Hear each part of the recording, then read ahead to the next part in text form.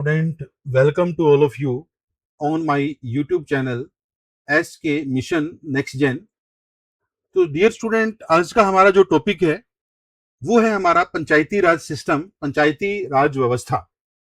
तो आइए स्टूडेंट, अब हम इस टॉपिक की तरफ मूव करते हैं।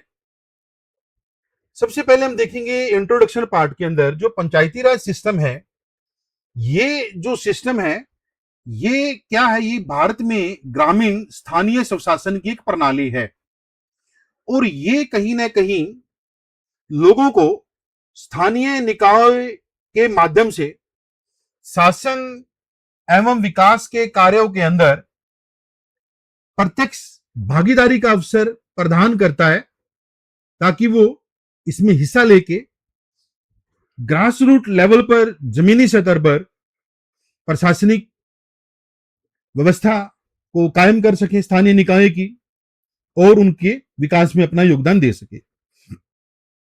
ये किसके ऊपर बेस्ड है? ये बेस्ड है लोकतांत्रिक विकेंद्रीकरण, जिसको हम डेमोक्रेटिक डिसेंट्रलाइजेशन कहेंगे, इसके सिद्धांत पर आधारित है।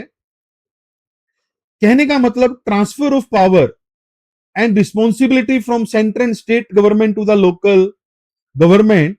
ये केंद्र एवं राज्य सरकारों से शक्तियों और उत्तरदायित्व का स्थानीय सरकारों का हस्तांतरण है। तो इंट्रोडक्शंस के बारे में सभी स्टूडेंट को अच्छे से समझ में आया। तो मकसद क्या है पंचायती राज का? एम क्या है? इंश्योर करना पीपल पार्टिसिपेशन की डिसीजन मेकिंग प्रोसेस के अंदर निर्णय निर्माण में लोगों की भागीदारी को सुनिश्चित करना, प्रमोट करना, ग्रामीण विकास एवं स्थानीय योजनाओं को बढ़ावा देना, स्ट्रेंथन करना, जमीनी स्तर पर लोकतंत्र को सशक्त करना, इंप्रूव पारदर्शिता, जवाबदेही एवं सामाजिक न्याय को बढ़ावा देना, एनकरेज करना, गांव में समावेशी एंड सतत विकास को प्रोत्साहित करना, सस्टेनेबल डेवलपमेंट को। कुछ इंपॉर्टेंट फैक्ट जानते हैं पंचायती राज से रिलेटेड। जो लॉर्ड रिपन की अगर हम बात करेंगे 1882 के अंदर गवर्नर जनरल ऑफ इंडिया रहे हैं, सॉरी वाइसराय कहेंगे, 1857 के बाद आपके वाइसराय आ गए थे।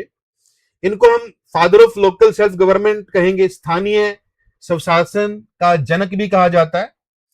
और इन्होंने 1882 में एक इससे संबंधित प्रस्ताव भी पारित किया था इनके द्वारा।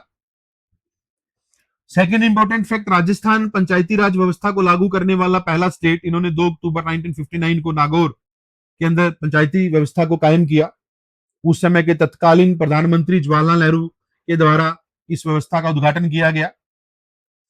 Article 40 DPSP, directive principle of state policy, जिसको हम बोलेंगे राज्य के नीति निर्देशक तत्व के तहत, ये आर्टिकल 40 क्या कहता है कि राज्य को ग्राम पंचायतों को गठन करने तथा उन्हें आवश्यक शक्तियां प्रदान करने का निर्देश देता है। और 73rd संवैधानिक संशोधन अधिनियम, ये पंचायती राज व्यवस्था को संवैधानिक दर्जा देने की बात करता है। और ये 24 अप्रैल 1993 को इसको प्रभावी तरीके से लागू हुआ। अब लोकल गवर्नेंस, ये 7वीं अनुसूची की राज्य सूची की एंट्री जो 5th नंबर का विषय है, ये राज्य सूची के अंदर आता है आपका पंचायती राज सिस्टम। और अगर हम बात करेंगे पंचायती राज सिस्टम, ये जो है आपका त्रिस्तरीय संरचना पर आधारित है, जिसमें अगर हम बात करेंगे टॉप लेवल पे जिला परिषद, ब्लॉक लेवल पर पंचायत समिति, निचले स्तर पर ग्राम पंचायत और ग्राम सभा ही फाउंडेशन है इस सिस्टम का।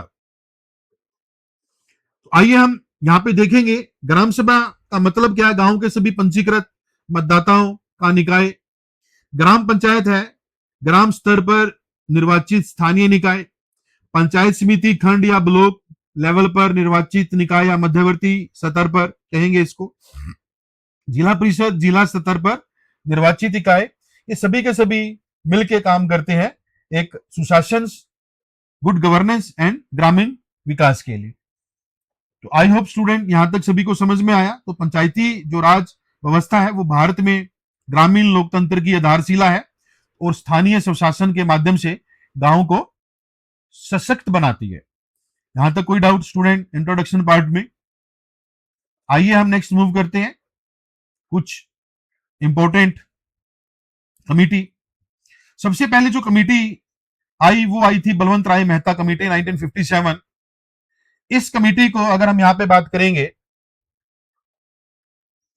इसका जो गठन किया गया वो था to review the work done under the community development programme 1952 और नेशनल एक्सटेंसिव सर्विस 1953। इनकी जो कार्य प्रणाली की समीक्षा करने के लिए, उनको देखने के लिए इसका गठन किया गया था और इसके द्वारा जो कुछ सुझाव दिए गए, जिसमें से मैं मेन रिकमेंडेशंस की बात करूंगा। इन्होंने 3 सत्रीय पंचायती राज व्यवस्था की सिफारिश की और पंचायत समिति को इन्होंने कार्यकारी निकाय बनाने की सिफारिश की, को एग्जीक्यूटिव बॉडी बनाने की सिफारिश की गई। इन्होंने डेमोक्रेटिक डिसेंट्रलाइजेशन को रिकमेंड किया और इन्होंने ग्राम पंचायतों के लिए डायरेक्ट इलेक्शंस की बात की गई और हाई स्तर पर प्रत्यक्ष इनडायरेक्ट इलेक्शंस की बात कही। इन्होंने सजेस्ट किया कि जो ग्रामीण विकास के जो कार्यक्रम का जो दायित्व है वो पंचायती राज सिस्टम्स या संस्था को सौंपना चाहिए और जिला परिषद, इन्होंने कहा कि भाई ये एडवाइजरी बॉडी होनी चाहिए। तो मेन रिकमेंडेशंस यहां पे कहेंगे 3 tier system, very very most important. Every committee यहां पे इंपोर्टेंट है। सेकंड नंबर पे आती है आपकी अशोक मेहता कमेटी 1978।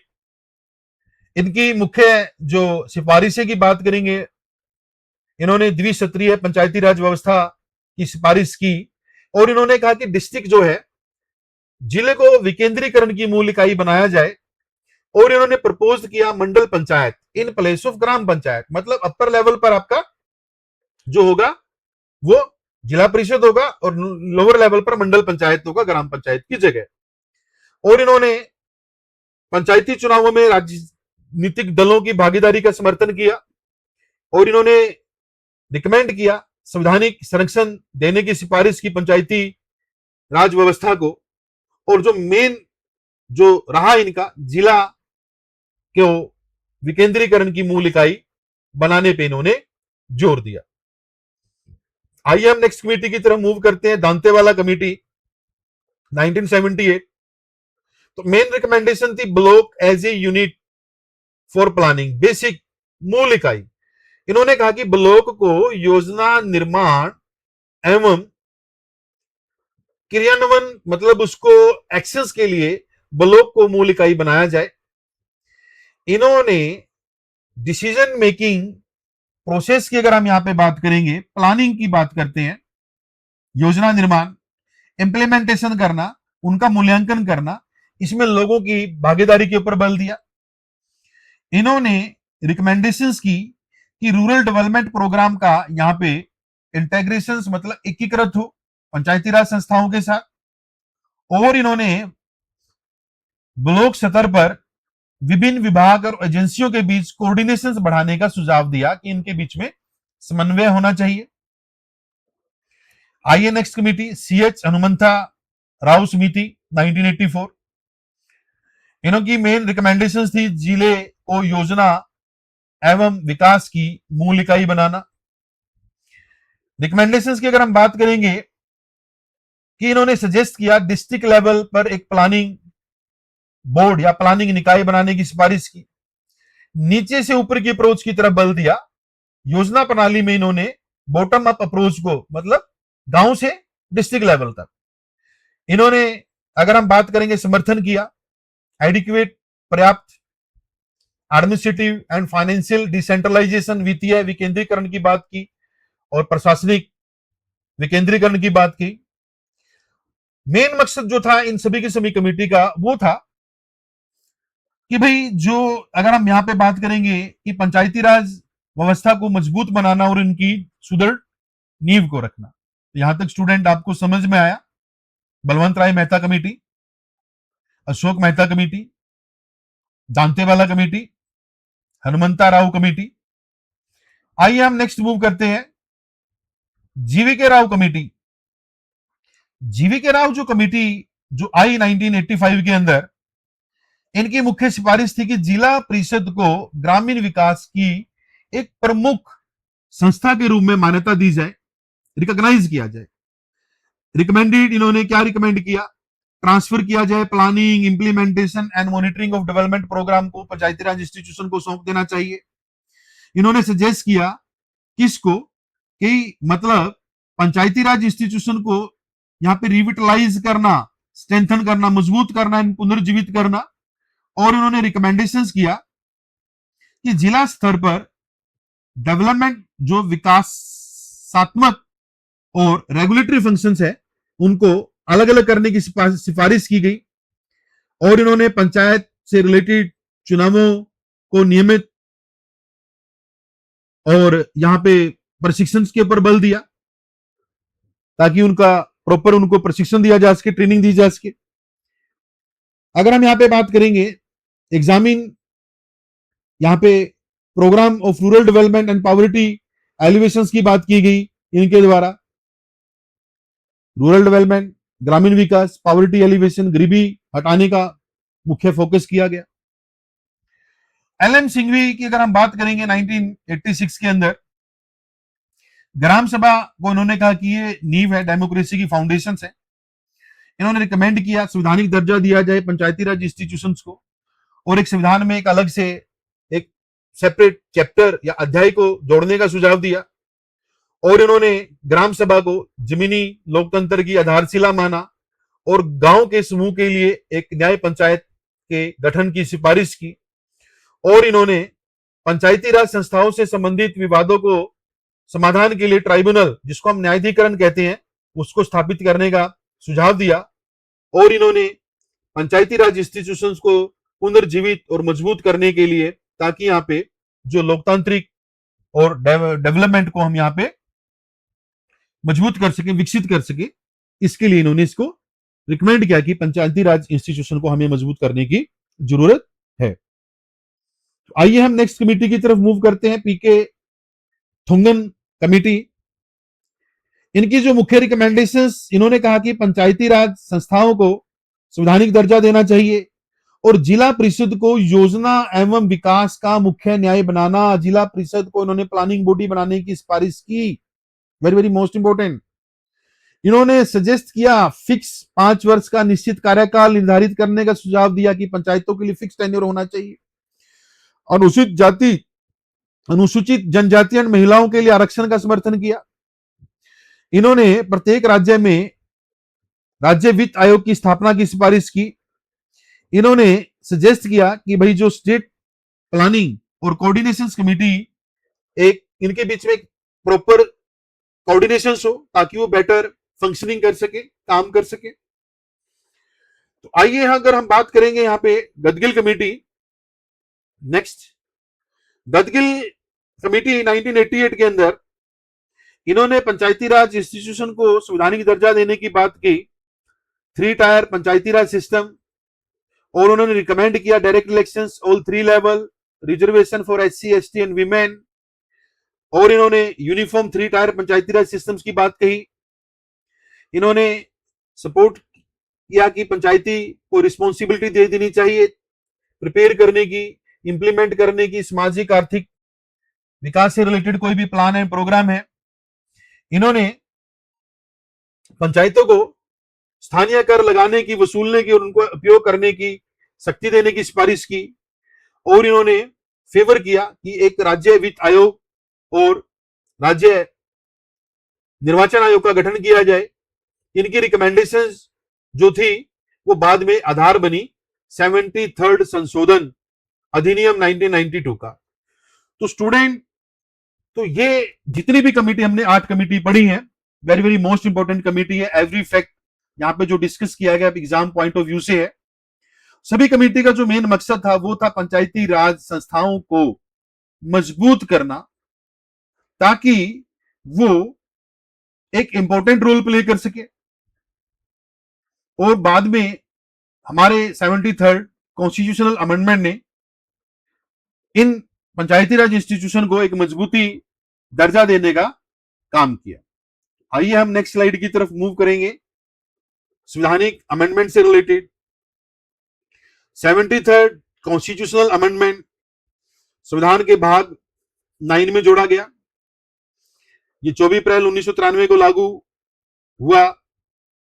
इन्होंने संवैधानिक दर्जा दिया पंचायती राज संस्थाओं को। इनका मुख्य उद्देश्य था डेमोक्रेटिक डिसेंट्रलाइजेशन करना और पीपल की भागीदारी को सुनियोजित करना ग्रामीण स्तर पर उनकी गवर्नेंस के अंदर। और इन्होंने पार्ट 9 में आर्टिकल 243 से लेकर 243 ओ और 11 शेड्यूल को ऐड किया। तो आइए एक एक आर्टिकल को देखते हैं। वेरी वेरी मोस्ट इंपोर्टेंट, हर एग्जाम्स में यहां से क्वेश्चन कवर होता है।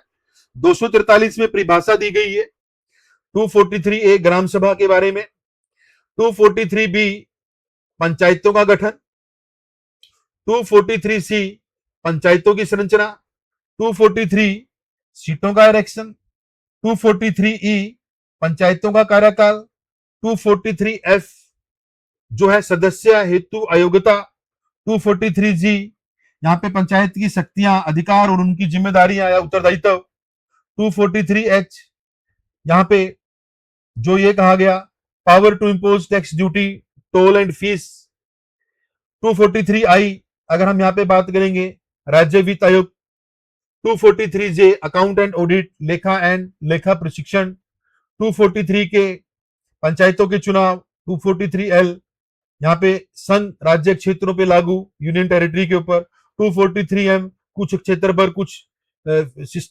प्रोविजन का लागू ना होना या होना तो कुछ मॉडिफिकेशंस के साथ, 243 एन कॉन्टिन्यूस होना एग्जिस्टिंग लॉ का, और 243 ओ न्यायालयों के हस्तक्षेप के ऊपर रोक। तो ये सभी के सभी आर्टिकल कहीं ना कहीं क्या करते हैं, एक संवैधानिक ढांचा प्रदान करते हैं पंचायती राज इंस्टीट्यूशंस को लेके। तो स्टूडेंट आपको पार्ट 9 आर्टिकल 243 से लेकर 243 ओ तक आपको समझ में आया अच्छे से। अगर हम देखेंगे की प्रोविजंस क्या था, रेगुलर इलेक्शंस कंडक्ट करवाना, नियमित इलेक्शंस कंडक्ट करवाना, आरक्षण रिजर्वेशन करना, पंचायतों को शक्तियां एवं कार्यों का हस्तांतरण करना, पंचायत के लिए वित्तीय संसाधनों की व्यवस्था करना, स्वतंत्र राज्य वित्त आयोग का गठन करना, और 243 ओ के तहत पंचायती चुनाव में न्यायालय के हस्तक्षेप के ऊपर रोक, और ग्राम सभा को जमीनी लोकतंत्र की आधारशिला के रूप में मान्यता देना 243 ए। तो 73 जो संशोधन है कहीं ना कहीं इसने एक नींव रखी democratic decentralisation and participatory rural governance की, स्वशासन और जन भागीदारी को मजबूत किया। तो स्टूडेंट यहां तक सभी को समझ में आया। आइए हम नेक्स्ट स्लाइड की तरफ मूव करते हैं। यहाँ पे एक एक आर्टिकल को यहाँ पे देखेंगे थोड़ा डिटेल में और अच्छे से। 243 एक ग्राम सभा की बात करता है। ग्राम सभा कहीं ना कहीं ग्रास रूट डेमोक्रेसी को यहां पे मान्यता देता है और ये एम्पावर करता है किसको, टू एक्सरसाइज अपनी पावर को एंड परफॉर्म कर सके फंक्शंस जो भी स्टेट लेजिस्लेचर या राज्य विधानमंडल के द्वारा इनको निर्धारित किया गया है। 243 आरक्षण की बात करता है। एससी एसटी के लिए उनकी जनसंख्या के अनुपात में सीटों का आरक्षण, कुल सीटों एवं अध्यक्ष के पदों में कम से कम 1/3 आरक्षण महिलाओं के लिए। राज्य सरकारें ओबीसी के लिए आरक्षण का प्रावधान कर सकती है, राज्य सरकारों को यहां पे पावर दे दी गई। 243 ई टू 43 ई में पंचायतों के कार्यकाल को निर्धारित किया गया है कि प्रत्येक पंचायत का कार्यकाल 5 वर्ष का होगा और कार्यकाल समाप्त होने या पंचायत भंग होने की स्थिति में 6 माह के भीतर चुनाव करवाना अनिवार्य होगा। 243 एफ में अयोग्यता की बात की गई है कि पंचायत सदस्यों की अयोग्यता के आधार निर्धारित करता है यहाँ पे, और अयोग्य की शर्तें राज्य विधानमंडल द्वारा निर्धारित की जाती है। स्टेट लेजिस्लेचर डिसाइड करेगा डिस्क्वालिफिकेशन की कंडीशंस को। 243 एच कर लगाने की शक्ति या पावर कहेंगे इसमें। राज्य विधानमंडल पंचायतों को कर, शुल्क, पथकर, फीस वसूलने का अधिकार दे सकता है। राज्य पंचायतों को अनुदान भी प्रदान करती है, ग्रांट इन एड जिसको हम कहेंगे। आर्टिकल 243 आई अगर हम यहाँ पे बात करेंगे राज्य वित्त आयोग की बात करता है कि राज्यपाल प्रत्येक 5 वर्ष में राज्य वित्त आयोग का गठन करेगा और यह पंचायतों की वित्तीय स्थिति की समीक्षा करेगा, उनको रिव्यू करेगा और राज्य सरकार एवं पंचायतों के बीच संसाधनों के वितरण की सिफारिश करेगा, रिकमेंडेशन करेगा। 243 के स्टेट इलेक्शन कमीशन, राज्य निर्वाचन आयोग पंचायत चुनावों का यहाँ पे क्या करेगा, सुपरिटेंडेंस, एडिक्शन, डायरेक्शन, निर्देशन, कंट्रोल, नियंत्रण करेगा। ये पावर स्टेट इलेक्शन कमीशन को दी गई इसके तहत। और राज्य निर्वाचन आयोग की नियुक्ति राज्यपाल द्वारा की जाती है। आर्टिकल 243 ओ, न्यायालय को चुनावी प्रक्रिया के दौरान हस्तक्षेप ना करने के लिए यहाँ पे आर्टिकल 243 ओ में प्रोविजन रखा गया है। चुनाव संबंधित विवादों का निपटारा केवल इलेक्शन पिटीशंस के द्वारा ही किया जाएगा, बट एक कानून के द्वारा निर्धारित प्रक्रिया के अनुसार ही।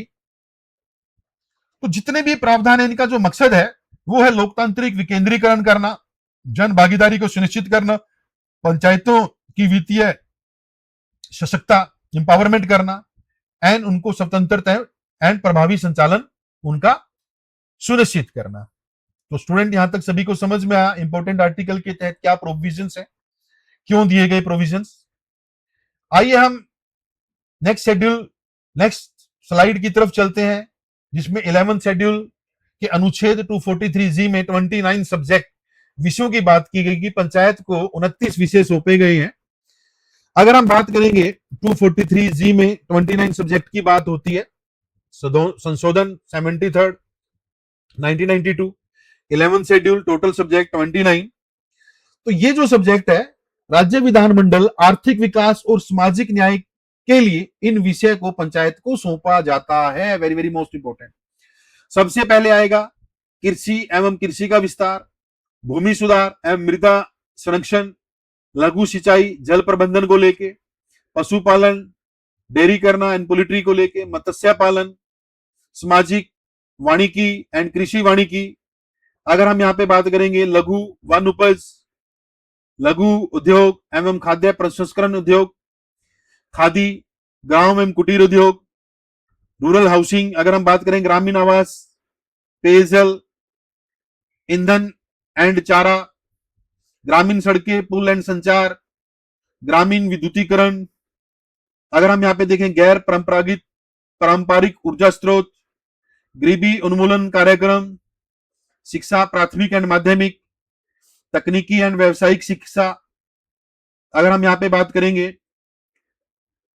प्रौढ़ एंड अनौपचारिक शिक्षा, लाइब्रेरी पुस्तकालय की अगर हम बात करेंगे, सांस्कृतिक गतिविधियां, बाजार एंड मेले, हेल्थ स्वास्थ्य एंड स्वच्छता, परिवार कल्याण, महिला एंड बाल विकास, सामाजिक कल्याण, अनुसूचित जाति अनुसूचित जनजाति कमजोर वर्गों का कल्याण, सामाजिक वितरण प्रणाली, PDS system, public distribution system and maintenance of community assets, सामुदायिक परिसंपत्तियों का रखरखाव। ये सभी के सभी 29 सब्जेक्ट आपके 11 शेड्यूल आर्टिकल 243G के अंदर कवर होते हैं और इनका मकसद है कि आर्थिक विकास, सामाजिक न्याय और स्थानीय सुशासन तथा ग्रामीण विकास को प्रभावी ढंग से लागू करना।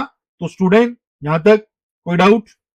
आई होप अच्छे से आपको समझ में आया। तो आइए हम नेक्स्ट स्लाइड की तरफ मूव करते हैं। पंचायत के राजस्व के स्रोत, रेवेन्यू कहां से पंचायत को जनरेट होता है।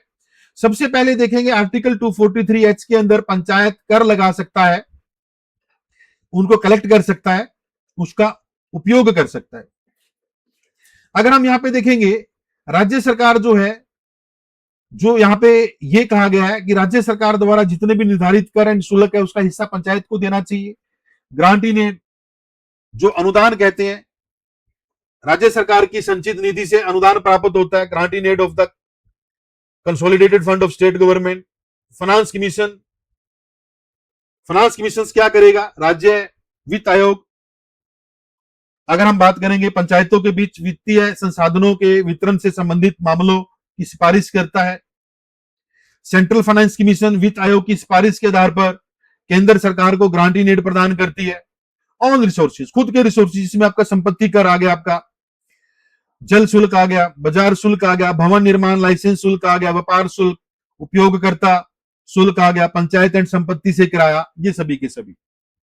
ठीक है, ताकि पंचायत कुशलता से एक स्वतंत्र बॉडी के तौर पे काम कर सके, इसलिए इनको जो वित्तीय मामलों में कुछ यहाँ पे शक्तियां दी गई है। अगर हम यहाँ पे बात करेंगे पंचायत एक्सटेंशन एक्ट, पैसा एक्ट 1996, इसको 1996 में पारित किया गया। 5th शेड्यूल की अनुसूचित जनजातीय क्षेत्र के ऊपर लागू है।